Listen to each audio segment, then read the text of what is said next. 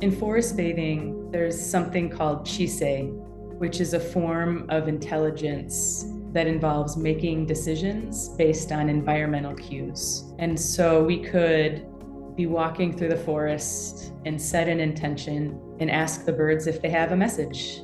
And we walk and we listen for that message.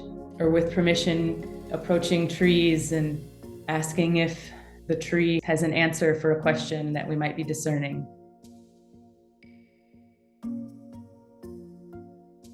There's a forest bathing practice where you do this with water, especially like in a river, and you whisper the question that you have at one point of the river, and then you walk down to another point of the river and you listen to receive an answer that the water might have. So in many ways, communicating with the natural world is just like communicating with humans. Will Adams has written about how the body and nature can simultaneously heal each other. And he describes how our engagement with our bodies impacts our engagement with the natural world. And he discusses how our relationship with the natural world impacts our relationship with our bodies.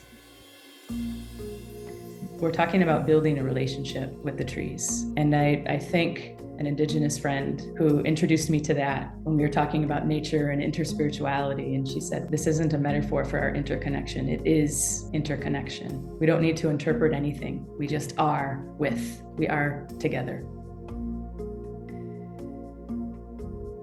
There will be some structure, and we are also open to an emerging quality based on who signs up. And so there will be time outside every day, and all of the activities we're hoping are optional. And so if there's a practice or an experience that is not accessible, or for whatever reason you're not able to participate, that's fine. And we hope to have some community as well as solitude embedded in every single day. And so community building in terms of eating meals together and talking and experiencing together, and then processing either after experiences or at the end of the day. And then there'll be some time for solitude as well, in silence.